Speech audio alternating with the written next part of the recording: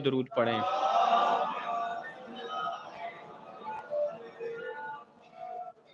ایک شخص ہے، بڑا غریب شخص ہے، سرکار کی بارگاہ میں آتا ہے، کہتا ہے مولا اتنا میرا قرض ہے اور کل میں نے قرض دینا ہے اور میرے پاس کچھ نہیں، بلکہ الفاظ تبدیل کروں، آگے کہتا ہے یا رسول اللہ کل میرا قرضہ دینے کا وعدہ ہے، میرے پاس آپ جیسے نبی کے سوا کچھ نہیں، آپ کے در پہ آیا ہوں، مولا میری مدد کریں۔ سرکار نے کہا اچھا سن، فلاں بستی میں چلا جا، فلاں بستی میں جا کے فلاں صاحب سے ملنا، اسے جا کے بتانا جتنا تیرا قرض ہوگا تجھے دے دے گا۔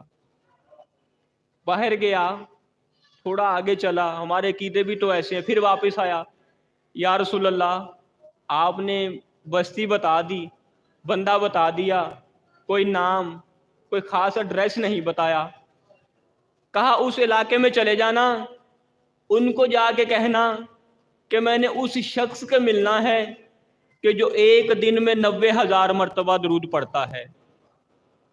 اب نشانی مل گئی، علاقے کا پتہ مل گیا، اب یہاں سے چلا اور ذہن میں آپ اور میری طرح سوچ رہا تھا کہ بھائی اگر سارے دن میں بیٹھ کے تسبیح لے کے درود پڑھا جائے 90,000 مرتبہ پڑھا جاتا ہے، اگر ایک منٹ میں 10 دفعہ بھی درود پڑھیں تب بھی آپ حساب کر لیں۔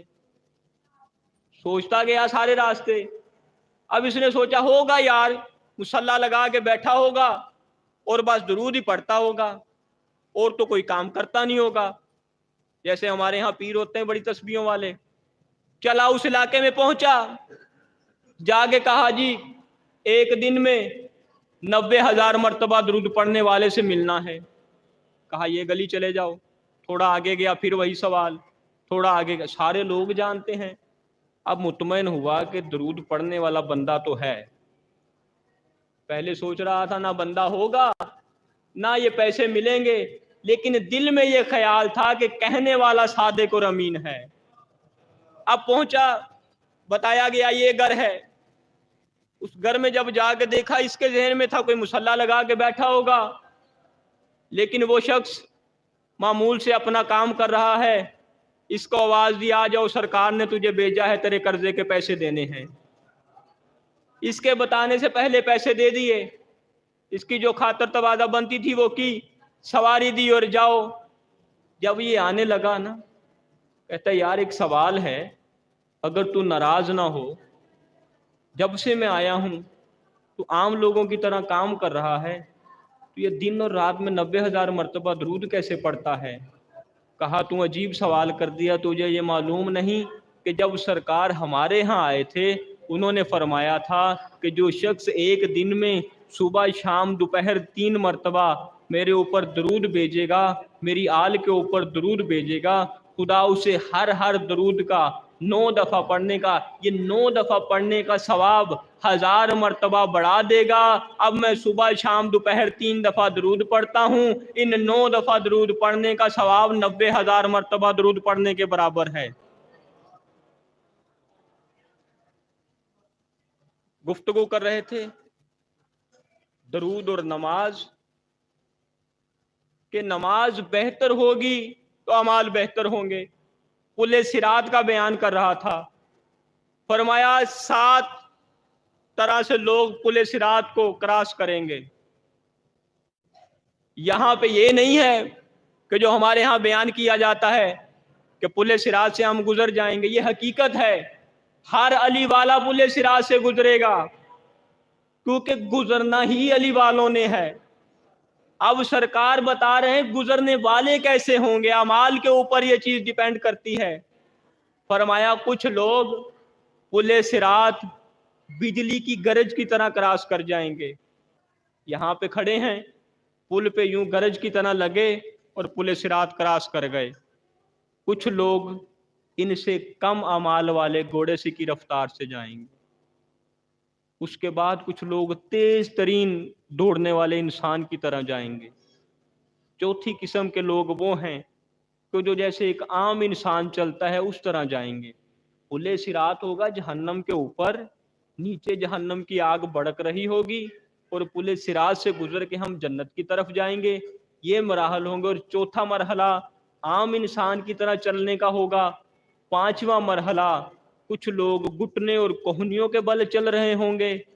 छठा मरहला ये होगा कि कुछ इंसान छोटे बच्चों की तरह आहिस्ता आहिस्ता रेंगते हुए जाएंगे। सातवां मरहला ये होगा, गुजरना अली वालों ने है लेकिन यही मरहले सबके लिए होंगे। सातवां मरहला मुश्किल तरीन मरहला ये होगा कि पुले सिरात इंसान के हाथ में होगा, ये उसके साथ लटक के जा रहा होगा।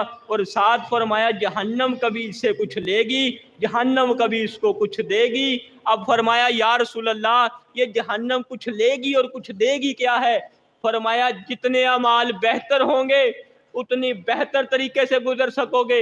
ये लेना देना पता क्या है? एक दफा जहन्नम यूं ऊपर आएगी और इसका पांव या टांग साथ ले जाएगी, और दूसरी दफा जहन्नम ऊपर आएगी, एक अंगारा सीने में या सर में लगेगा, ये जहन्नम इसे कुछ देगी। और बिल्कुल इसी के हम पल्ला दूसरी रवायत है नमाज के बारे में। फरमाया 6 तरह के नमाजी हैं और 6 ही नमाजियों के लिए मयार हैं।